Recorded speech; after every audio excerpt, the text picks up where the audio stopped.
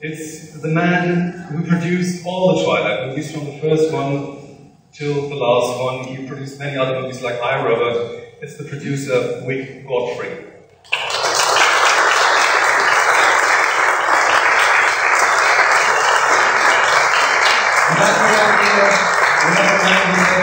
Like Gods and Monsters, or the other one was Kinsey, for example, and he did the first part of Breaking Dawn and also the second one. Here's Bill Conti.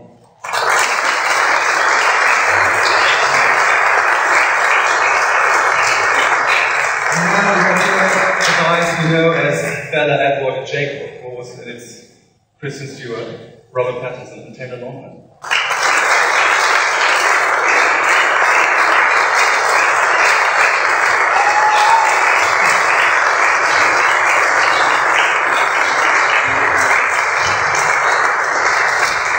So how is everyone? I mean, you had problems flying in, right? Yes, apologies to everybody. We were stuck in. We were supposed to come last night, and earlier this morning we sat there for many, many hours.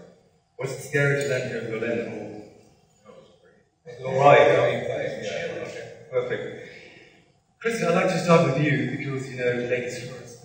It's okay for you. I mean, in this movie we see a very different Bella from the other ones we saw before. So how did you find her, the new one? And how did you mentor her, aside from what's on the page? All of our vampires have,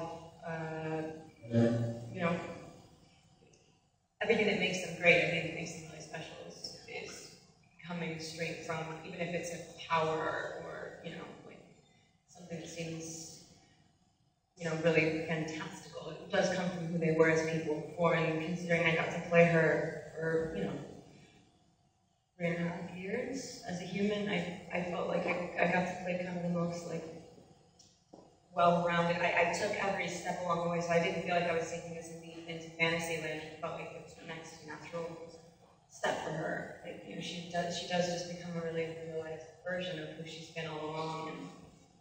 And yeah, I don't know. I think I'd watched everyone else do it for so long. I was ready to jump in, and I had no question. It wasn't difficult to transition into that at all. Robert, I remember before the first movie started, we were sitting in a hotel room in Los Angeles, as far as I believe, and you said, you know, I can't imagine how this will be, you know, and all the fans that were so excited. So over the years, did you get used to the fans? I mean, the fans are a very important part of this movie. Did you used to get all the madness around it, or do you still think sometimes, you know, this is surreal, or too good to be true, or... Yeah, it'd be really weird if we didn't have any fans. It'd be kind of interesting, like, just keep making them, no one watches them. But it was different. Yeah, it's a very strange thing to kind of have this really consistent fan base, and all around the world as well. They had a theme, screaming. Sorry, this is terrible. I'm so jet lagged, it's not working. They're great. They've stuck around, they've been loyal, and yeah, and they've really been very supportive of us through the years. So it's made the whole process and all the other craziness a lot easier in a way. Just to know that someone likes you.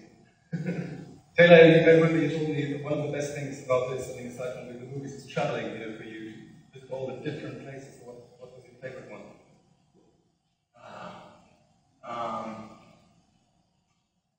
don't know if I can choose a favorite, but I've loved the traveling. Before I started this franchise, I don't even think I'd been out of the United States.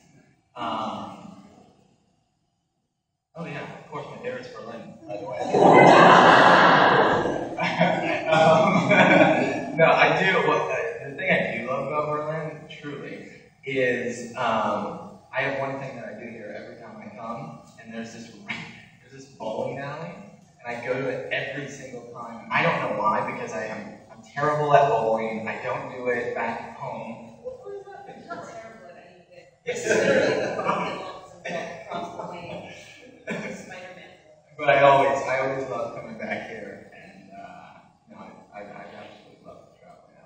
basically you're an actor, you can pretend you're good at both, right? No, I actually think I can't. Because if you look at my score in the end, it is terrible. I just look like I do like Superman dives as I'm bowling, so it looks like I know what I'm doing. So I do think it is acting. Okay. Bill, can you talk about the challenge of releasing a movie in 2 parts? I mean, this must be very new for you as well. And what was it like? Yeah, no, it was harder for her, I would say. I was amazed. I think the sort of how big an accomplishment it is if now you have 2 movies to look at. Kristen would go from being initiated with pregnant, being this warrior goddess, vampire, all of which were constantly back and forth. For me, it was just one big long script that I just kept shooting. But I was amazed by how she specifically her arc across these 2 movies. Wick, you've been there from the very beginning, and I think it's one thing to own the rights to a very successful book, but it's another thing to make a very successful movie out of it. So what was important for you when you started this? Well, I think always we tried to make the movies favor the fans of the book. We really sort of used Stephanie's books as the Bibles when we adapted them. We kept a consistent screenwriter, Melissa Rosenberg, who always found more cinematic ways to bring forth the characters and their dilemmas. It's certainly been a blast to watch these guys grow and sort of conquer these roles throughout the 5 movies.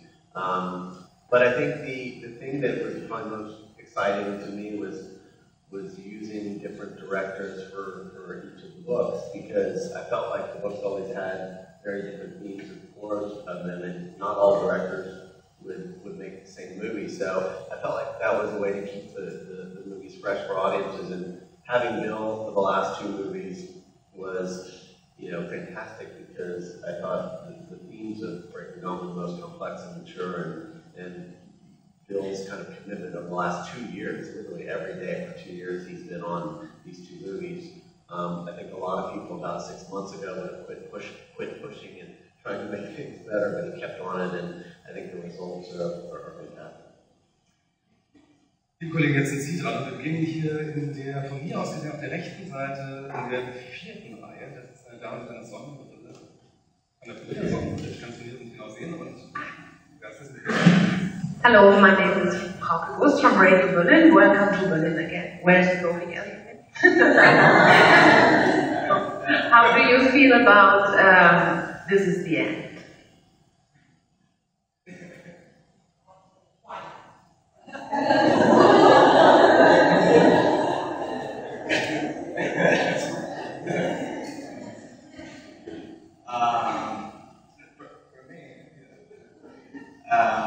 For me, it's just a strange feeling, and it's really it's difficult to describe.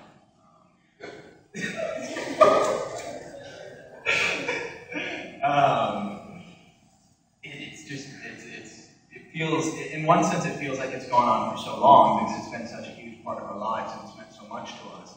But in another sense, it's kind of flown by. And then also there's the fact that we finished filming these movies almost 2 years ago. So it feels like we have them done, but then the movies still have yet to come out. So it's all very just confusing.